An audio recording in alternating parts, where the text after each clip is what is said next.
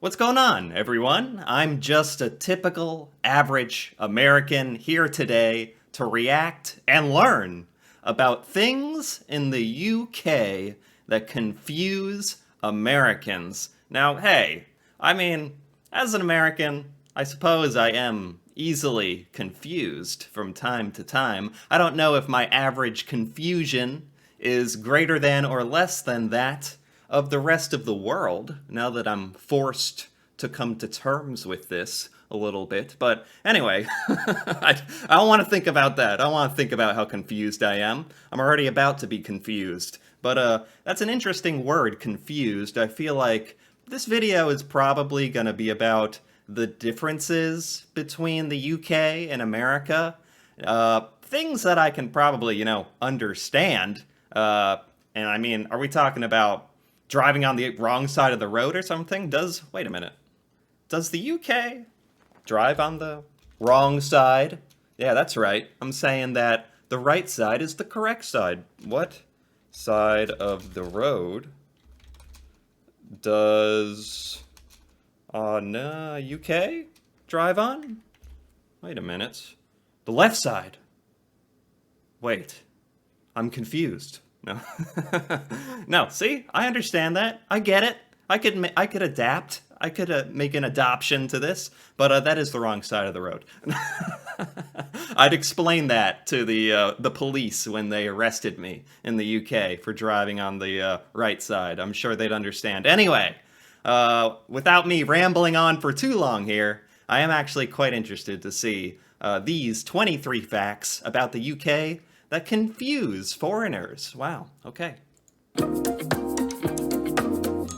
The United Kingdom might not seem like a place that could offer you anything more exciting than a cup of tea and some gloomy weather, but Wow, that's kind of mean. I've reacted to quite a few things about the UK so far, and I think it has much more to offer me than just a cup of tea. And gloomy weather, is that a thing? Does the UK have gloomy weather? That's too bad. this place does, in fact, have its oddities. If you're planning a trip, you can meet some Scousers, possibly a unicorn, and definitely a Sophia. But Unicorn and Sophia? Are these things? Or am I getting trolled by this narrator already? I'm already confused. No! The self-fulfilling prophecy is happening. No! I think basically what we're getting to here is just cultural differences. You know, every nation on Earth has things that would confuse foreigners. But, that's not nearly as fun as the simple American man becoming confused by the UK. first, 1. Can't talk about Great Britain without mentioning the world-famous clock, Big Ben. Only Big Ben Okay. isn't the name of the clock or the tower it's on. It's the bell inside. What? What? The one thing, when you think you understand one thing, you have something to grasp onto in this life. And for me, as an American, that was that we all know that the clock tower is Big Ben. When you think of London, when you think of England, or the UK, I mean, we have a way of boiling things down to really simple things like, UK, Big Ben clock tower. But, so now I have to, that's not even true. Technically, it's the bell? Okay, okay, I get it. I understand. And here's another funny tidbit. In 1945, a flock of birds perched on the clock's minute hand and put the time back by 5 minutes. Really? 2. Did they ever fix that? Is that just a fun fact? Is everyone just, well, if it was actually 5:45 and the birds set it back 5 minutes, you would always be late? Early?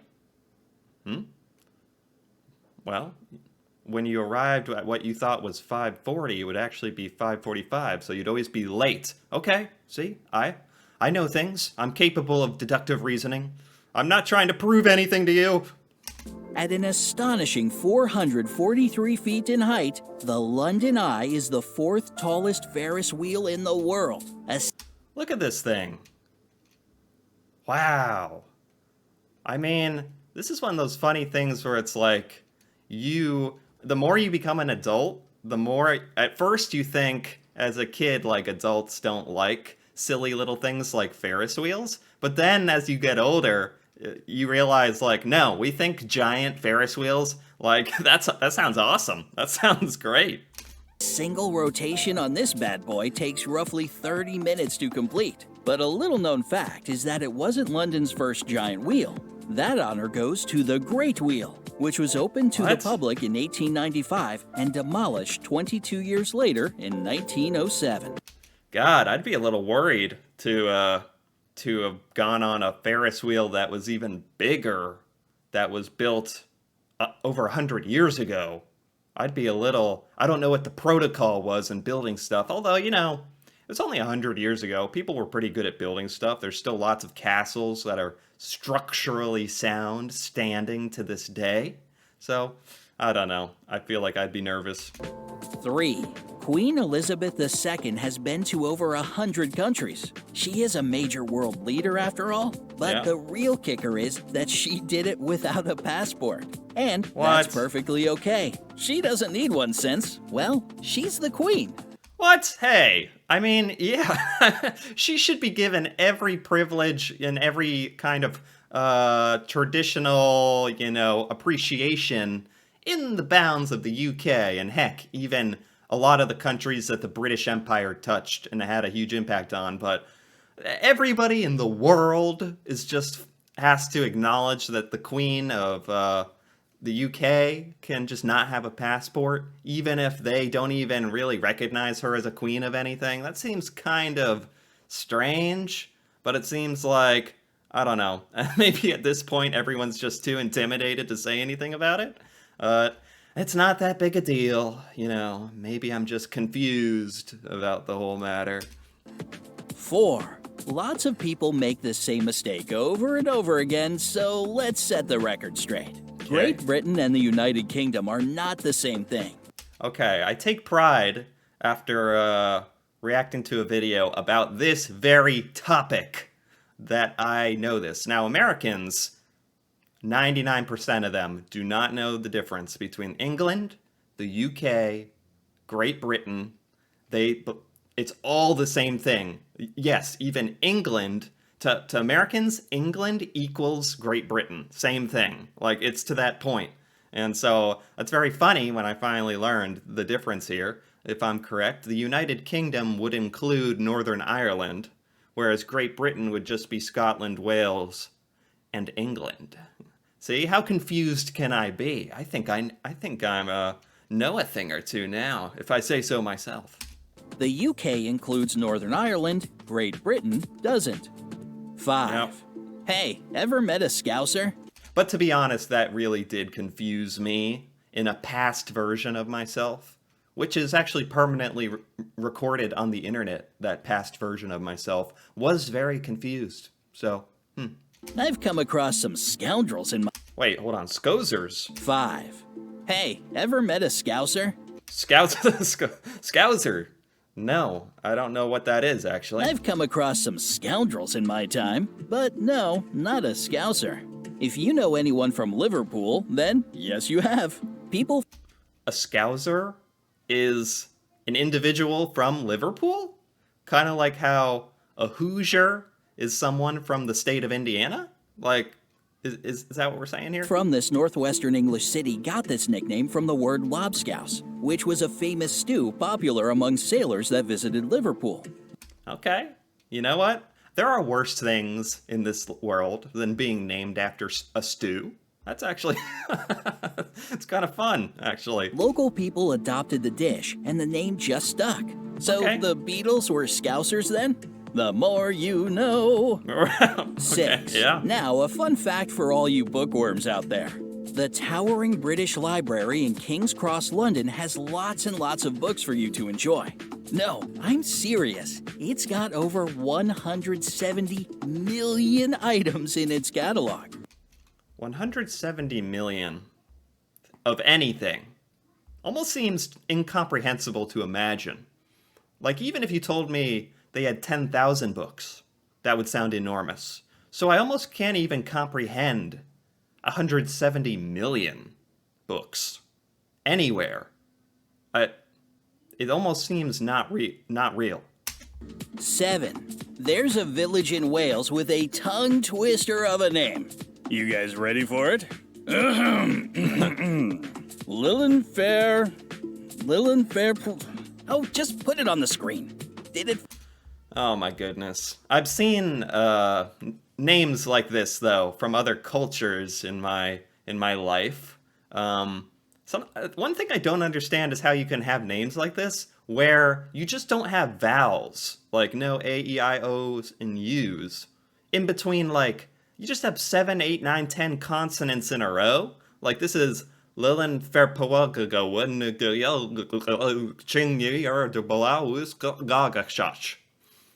That's how I'd pronounce it. Fit? Great. Anyway, the Welsh to English translation is St. Mary's Church in the hollow of the White Hazel near the fierce whirlpool of St. Silo. Oh, okay. So it's kind of like a translation of a full sentence, and then some genius had to make it the whole name for something. You know, since they're in charge of this church or this place in Wales, I don't think I can complain. I think they have the right to name it whatever they want. So I will just remain confused. Whew! 8. London has the oldest and one of the largest underground transport systems on our planet. The London Tube includes 270 fully functioning stations and at least 40 more that aren't even in use. But It also manages to steal about 80,000 umbrellas from passengers each year. Wait, steal? The train steals umbrellas? I guess they leave the umbrellas? 80,000 umbrellas, my god. I wonder what they do with them. 9. In Scotland... That's not really too confusing, though. That's just kind of like a fun fact. And it makes me wonder if there's some kind of chamber with all these umbrellas in them. 80,000 a year? You can just send people when they've committed a crime. Send them off to the chamber of umbrellas, where they just have to sit there and think about what they've done with nothing but umbrellas. And they'd be so confused. Why umbrellas? Why am I here with umbrellas? That would kind of be the punishment to drive them crazy. That's right. You can take the world's shortest flight between Westray and the Papa Westray Islands. This is in Scotland? You can take umbrellas from passengers the umbrellas. each year. No. 9. In Scotland, you can take the world's shortest flight between Westray and the Papa Westray Islands. Okay. Get ready because this flight will take just 2 minutes. Wow. Can't they just use a boat or something? A ship? 2-minute flight. I was thinking it might be 10 minutes, which is kind of absurd. But we are going from island to island, and I bet not too many people have to do this, and this is a little confusing. 2-minute flight, is that totally necessary? 10. Make sure you don't stick a stamp with the Queen upside down on an envelope in the UK. Otherwise, it is considered an act of treason. What's this guy doing with the knife? Wait, come on. And putting the Queen on a stamp upside down is not equivalent to running around with a knife behind your back, ready to attack someone as an act of treason. I mean, they seem like a little different. Although I would send if you put the stamp upside down, I would send you to the umbrella room as punishment. By the way, the United Kingdom was the first country to use postage stamps. It was the black penny from back in 1840. As for your final stamp fact of the day, Great Britain is the only country in the world that doesn't have its name on its stamps. 11. Wow, that's like when a celebrity pulls the "Do you know who I am?" card. When you don't put the name of your nation on your own stamp, it's just like a flex. It's like, you know where this stamp is from, with the big tower on it. No, that's not Big Ben. Big Ben is the bell inside. That's a tower. That's right. I'm getting sassy because I'm so confused. Yeat-born J.K. Rowling is the first billionaire author in the world. She sold more than... I guess Stephen King is not a billionaire. I don't know.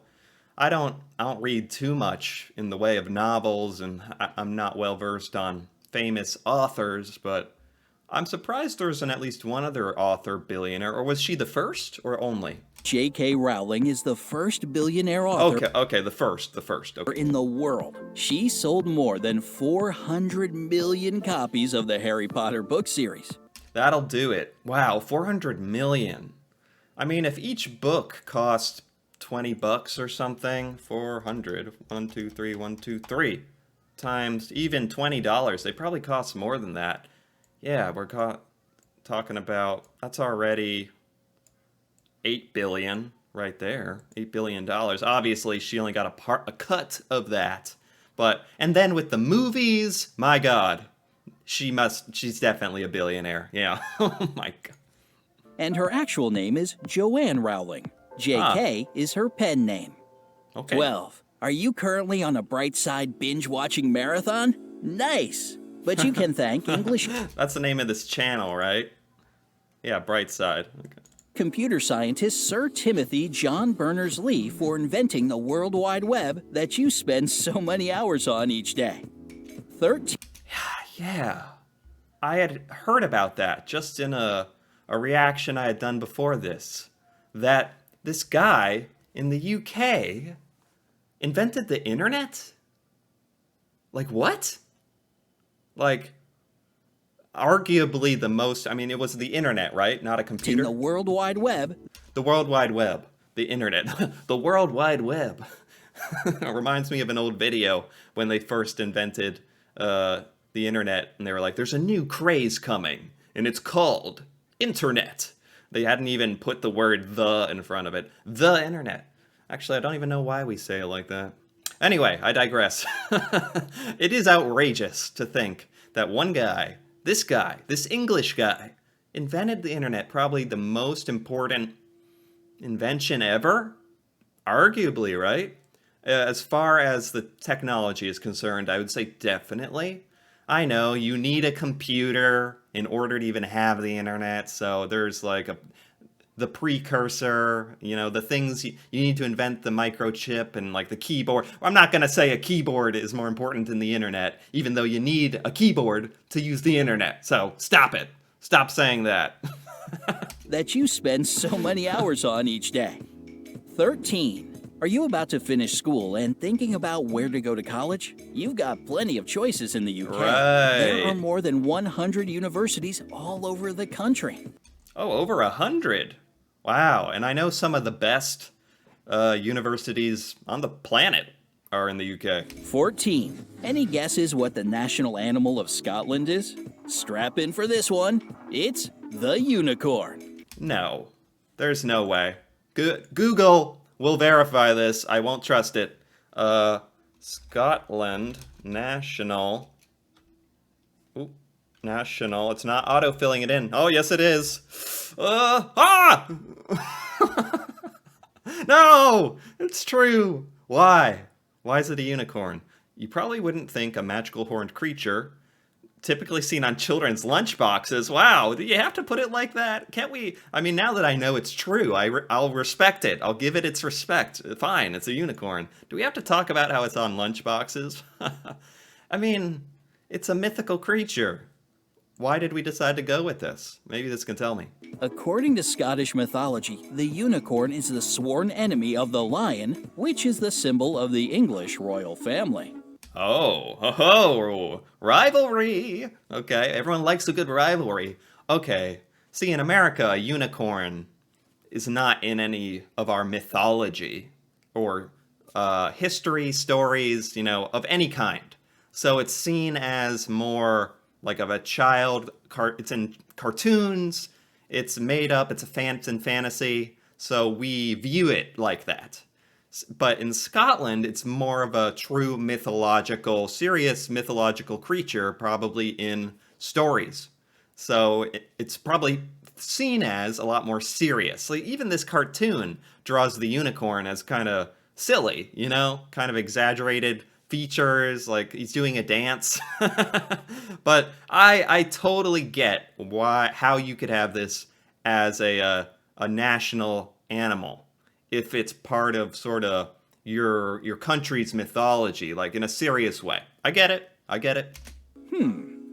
15. Greetings are a very important part of communication, there's no doubt about that. They are, And it is. how can you greet someone?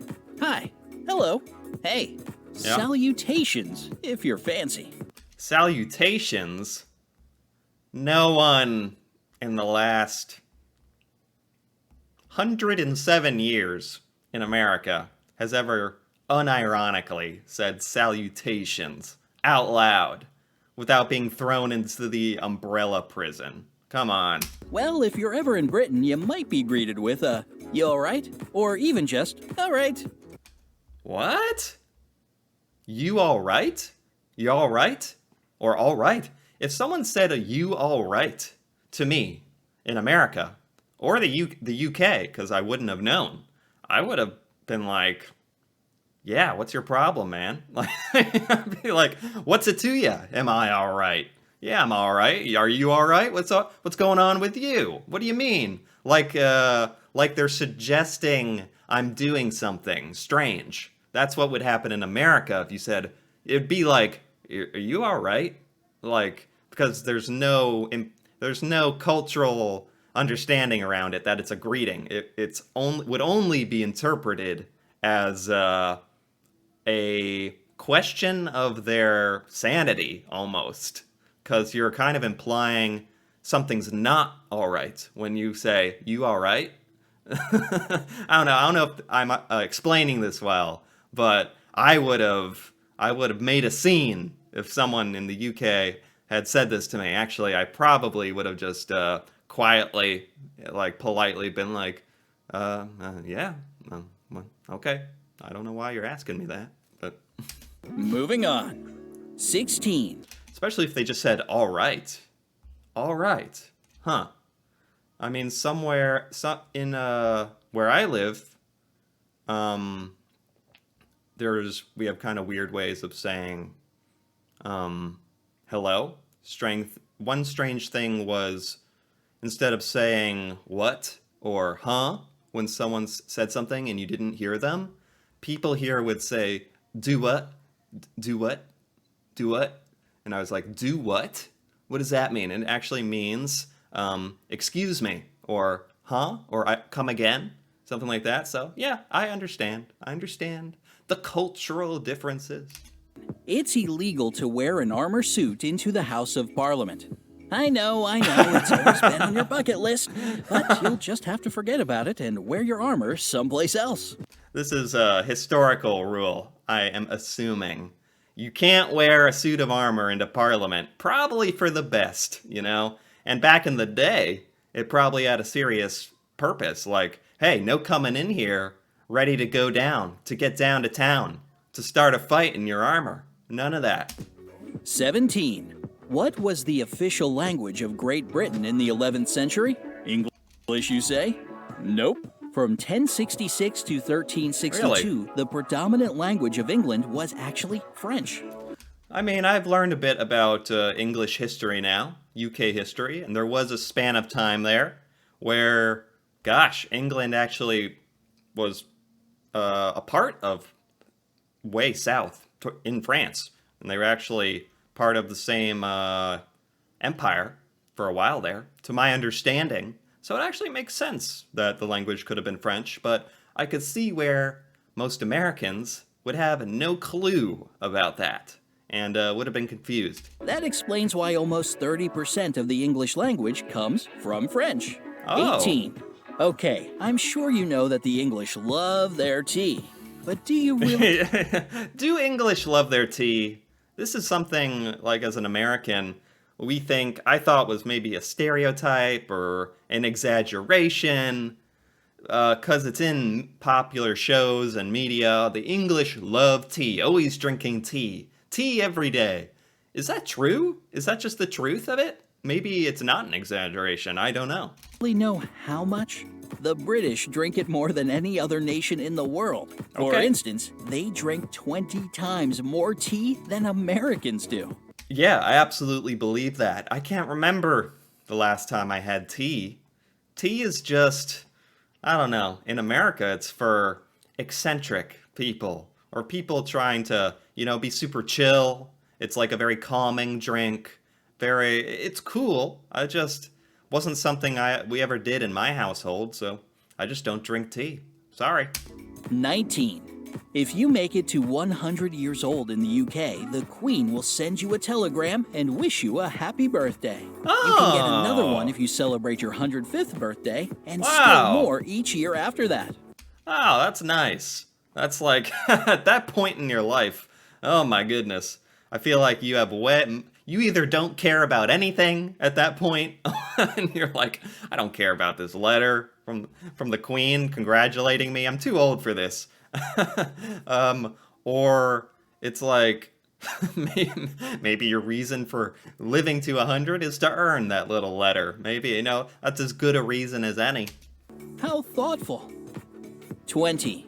You won't find any U.S. eggs in the UK. They're illegal since they get washed. The funny What? thing is that the same applies vice versa. UK eggs are illegal in the U.S. because they're not washed. They're not washed. I don't eat eggs much, but I see eggs. I interact with eggs. No, I see them at the grocery store. They're white. I assumed they were washed. Never really thought about it. Why would the UK not wash their eggs? Do they think that puts them more in their natural state? That they have some kind of natural antioxidants or something like that, antibiotics that go along with not being washed and being more natural from the farm? Or I don't know. Gotta watch out for those bad eggs, eh?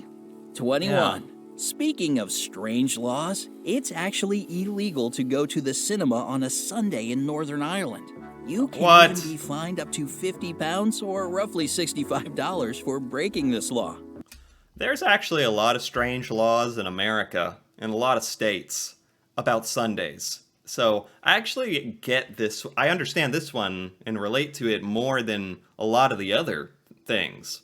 Because in America, in a lot of places, you can't purchase alcohol on Sundays. Sometimes restaurants are just closed on Sundays. It's not all that common, but it certainly is something Americans are familiar with. Wait, so are movie theaters there even open on Sundays? 22. Huh? In order to become one of those super cool looking black cab drivers in London, you need to pass a special test called the Knowledge. Oh. Sounds cryptic. I didn't actually know that there were black colored cab drivers, that was the color of the vehicle in, where are we talking about? In order to become one of those super cool looking black cab drivers in London, London. Wow. And I guess they take it pretty serious if you have to pass a test, and a test that has a name? The Knowledge? the hard part about a special test called the Knowledge. God, if your test has a name, like like a name to it, that alone scares me. I'd be scared of it. Sounds cryptic. The hard part about it is memorizing every single street in London. A lot of drivers Oh my spend years gosh. preparing for this test. Yeah, I bet that's a huge part of it. Memorizing every street in London. Okay, I mean, how many streets are in London? How many streets in London? Google, solve this for me. Could I solve the Knowledge? 60,000? There's no way. No one could memorize 60,000 streets. What? If they do that, if this is true, my hat's off to them. Undue respect. I respect the most respected occupation. They could have become a doctor in the amount of time it took to memorize 60,000 streets. My goodness. 23. In the early 1800s, just about a quarter of all women in Britain were named Mary. Imagine trying to call out to your friend Mary in a crowd back then. A quarter? In the 1600s? Were named 23. In the early 1800s, 1800s, 200 years ago. 1 out of 4 women were named Mary. Was that in honor of a queen? Or wasn't Mary a queen? Oh, don't quote me on that. But man, I don't think I've ever heard of a more popular name in any place. Like taking up a quarter of the population. your Wow. friend Mary in a crowd back then. Sophia has held on to the #1 spot for 9 years in a row, Oh. and Mary didn't even make it to the top 25 in 2018. Yeah, everyone got sick of Mary. They're tired of it. Sophia. Sophia is in now. Okay. I like both those names. Oh, how the times have changed. Which of these facts did you know already, and which one surprised you the most? Let me Okay, I think that's the end of it. Bright side, very nice video. I did like that. Wow, okay. I did leave this video a little more confused than when I started. There were some things in there that genuinely did just make me wonder why it is that way. But most of the vast majority of this stuff, I'd say, wasn't so much confusing as just a cultural difference or a really surprising fact, which I think you can find, in all parts of the world. So, sorry, UK. I don't think you got me this time. I don't think I was that confused. I even knew a few things, but I will concede that a few of these things I had no clue about. So, we'll call this a tie. Okay, all right, that works. Anyway, if you enjoyed this video, if you enjoyed this reaction, feel free to give it a like or a comment. And if you're interested in more content like this, more videos of me reacting to UK culture and places, news and things that I've never seen, feel free to subscribe for more. And until then, thanks for watching, and see you next time.